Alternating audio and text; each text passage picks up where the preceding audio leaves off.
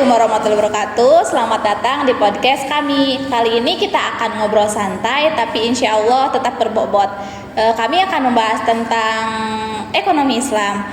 Sistem ini menawarkan cara yang berbeda, tetapi tetap relevan dan penuh makna. Seperti apa sih sebenarnya?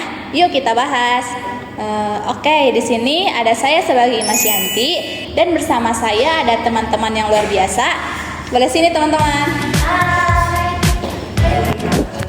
Hai.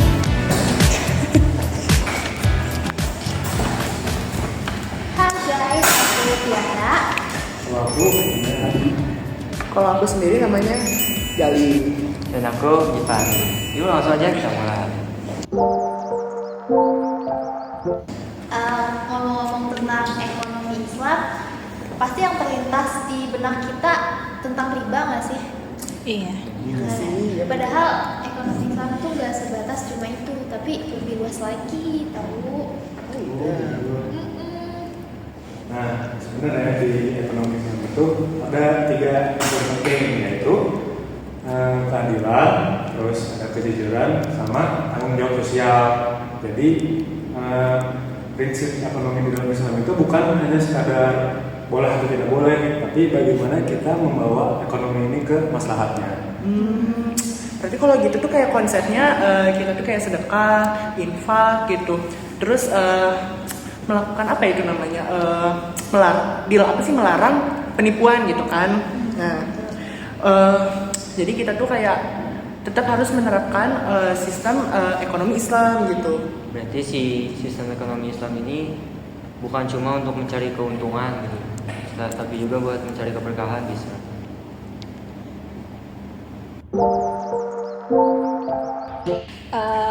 Nah, kan kita lagi bahas tentang riba nih. Riba itu kan sering jadi perdebatan gitu. Kalian kepo gak sih kenapa gitu riba itu dilarang di dalam Islam? Banget atuh, Kepo kan? Nah, jadi riba itu dilarang karena biasanya menimbulkan ketimpangan. Nah, maksudnya kayak gimana? Misalnya tuh kayak si orang yang minjem tuh ini kesusahan bayar. Nah, sedangkan yang meminjamkannya itu malah untung tanpa risiko. Ya sih, intinya mah Islam mengajarkan ada prinsip bagi hasil, itu ada pakai akad mudharabah sama musyarakah, di mana semua pihak yang terlibat tuh bakal ikut bertanggung jawab. Oh gitu. Berarti kalau misalkan kita punya keuntungan nih, berarti kita harus membagi sesuai kesepakatan kan gitu. Nah, kalau misalkan kita ada rugi nih gitu, kan ini udah kesepakatan bersama gitu kan. Nah itu tuh berarti kita harus menanggungnya juga secara bersama nggak sih gitu. Jadi kayak harus transparan lah dan adil gitu ya ke sesama rekan gitu, rekan bisnis gitu misalkan kan. Iya. Indah banget ya sistem ekonomi Islam ini. Iya. Menguntungkan kerjasama dan juga menghindari eksploitasi. Tapi tantangan sekarang tuh banyak orang yang benar-benar belum paham akan konsep ekonomi Islam tuh kayak gimana. Nah, terus di luar sana juga masih kayak banyak anggapan kalau si prinsip syariah itu hanya sekedar kosmetik bagi kayak bisnis gitu. Nah, istilahnya aja itu yang diganti, dalam praktiknya mah nggak diubah. Jadi kayak cuman pemanis. Iya. Kan apa sih nama aja ya kayak label baru gitu, tapi Ya, dalamnya sama aja. iya sama aja implementasinya gitu kayak ya nom syariah gimana sih guys gitu kan. Iya. Kayak padahal itu kita penting kan untuk menjaga sistem integritas gitu, suatu sistem integritas gitu. Jangan kayak cuma namanya aja kayak sayang banget gitu kan, syariah tuh istilahnya maknanya pasti bagus lah ya gitu kan, islami banget lah, masya Allah, tabarakallah gitu kan. Nah edukasi juga jangan sampai berhenti sih gitu kan di mana di generasi apapun gitu kan, kayak edukasi tuh harus terus jalan ya sih di tiap generasi kan gitu. Kayak bisa dari lembaga gitu, sekolah gitu, atau halayak besar gitu kan, halayak ramai gitu. Ya, jadi di generasi kita nih punya peluang yang besar. Sekarang udah banyak banget financial teknologi syariah yang udah bertebaran di sana dan bisa mempermudah lagi. Benar-benar. Benar sih, udah banyak.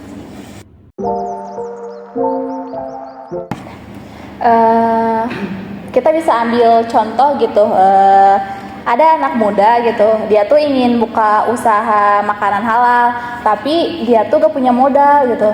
Itu tuh menurut syariah itu gimana caranya gitu? Syariah itu ada pakai prinsip mudharabah, di mana dia akan tetap menjalankan usaha, tapi modalnya itu diberikan oleh investor. Tapi untungnya nanti itu bakal dibagi, lalu kalau kerugian itu ditanggung bersama. Nah, bener tuh. Jadi prinsipnya itu ada dua. Jadi saling percaya sama transparansi. Jadi jejak dari awal tuh udah jelas. Iya. Benar-benar sih. Jadi kayak bisa juga nggak sih dengan pendekatan secara komunitas gitu kan gitu. Misalkan kita udunan gitu kan, patungan gitu tiap orang gitu, berapa orang lah gitu, satu komunitas gitu. Terus nanti untuk hasilnya itu kita bagi rata gitu untuk dinikmati secara bersama gitu. Ya, jadi udunan tadi itu bisa dibilang crowdfunding syariah gitu.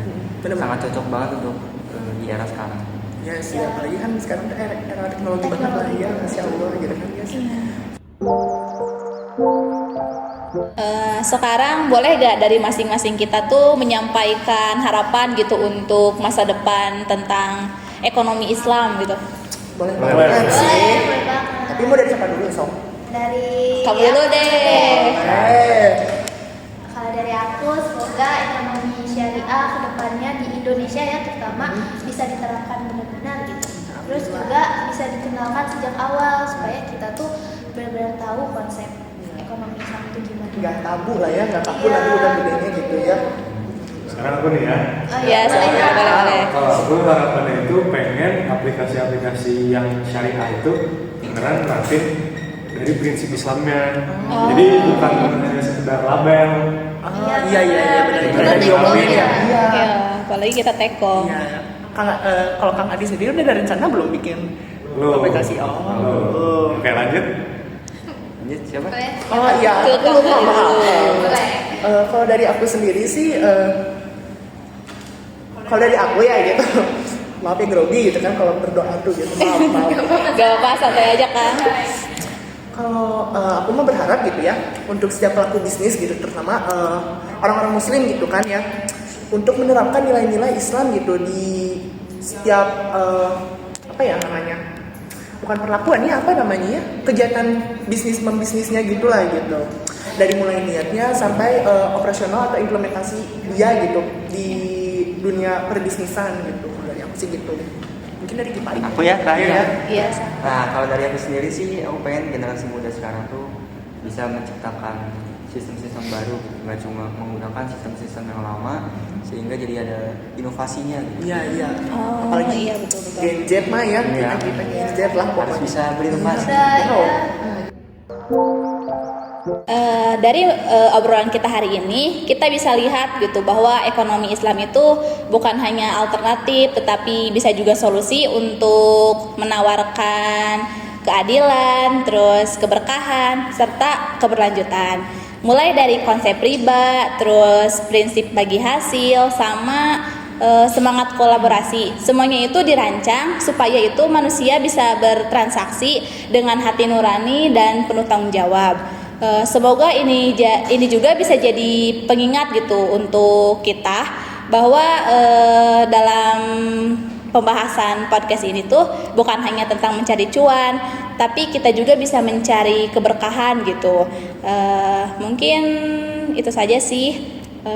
Terima kasih kepada teman-teman karena sudah menonton podcast kita kali ini.